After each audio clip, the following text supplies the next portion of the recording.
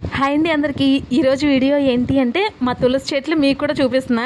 ఈ తులసి మొక్కల వీడియో పెట్టక కూడా చాలా రోజులు అవుతుంది. అంతకు ముందు పూజ చేసినప్పుడైనా లేదంటే మాల కట్టేటప్పుడైనా పెడుతూ ఉండేదాన్ని. అప్పుడు వీడియోలో పెద్ద తులసమ్మని పెట్టాను కదా, ఆ తులసమ్మ అయితే నిద్రపోయింది. నిద్రపోయిన తర్వాత మళ్ళీ ఆ గింజలన్నీ నేను పోసుకున్నాను, తీసి దాచిపెట్టుకుని. మళ్ళీ ఇలా వచ్చాయి మొక్కలు. ఈ రోజు తులసి మొక్కల దగ్గర ఏం చేస్తున్నానంటే గడ్డి వచ్చేసింది ఎక్కువగా. ఆ గడ్డంతా తీద్దాము, క్లీన్ చేద్దాం అని చెప్పేసి గడ్డి తీస్తున్నాను. గడ్డి ఎక్కువగా ఉంటే మళ్ళీ తులసి మొక్క పెరగదని చెప్పి తీస్తున్నాను. గడ్డితో పాటు తులసి చెట్టుకి పైన పువ్వుల్లా వస్తాయి కదా, అవన్నీ కూడా కోసేసుకుంటే తులసి మొక్క ఇంకా బాగుంటది, బాగా పెరిగిద్ది.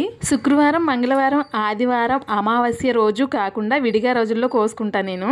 ఈ తులసి మొక్కలు అంటే నాకు చాలా ఇష్టం. అసలు ఈ ఇత్తనం అనేది పోకుండా చాలా జాగ్రత్తగా ఉంచుకుంటున్నా. ఇత్తనాలు అలా దాచి పెట్టుకుంటాను కొన్ని రోజుల వరకు. ఉన్న మొక్కలు నిద్రపోతున్నాయి అంటే మళ్ళీ ఆ గింజలు పోసుకుంటాను.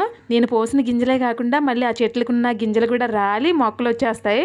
అసలైతే ఈ తులసి చెట్లకి ఉన్న పువ్వులు ఆడవాళ్ళు కొయ్యకూడదు అంటారు. నేనైతే మా ఇంట్లో మా తులసి చెట్లు ఉన్న దగ్గర నుంచి నేనే కోస్తాను. మీలో ఎంతమందికి తులసి చెట్లు అంటే ఇష్టమో నాకులాగా కామెంట్ చేయండి. అలాగే వీడియో నచ్చితే కాస్త సబ్స్క్రైబ్ చేసుకోండి.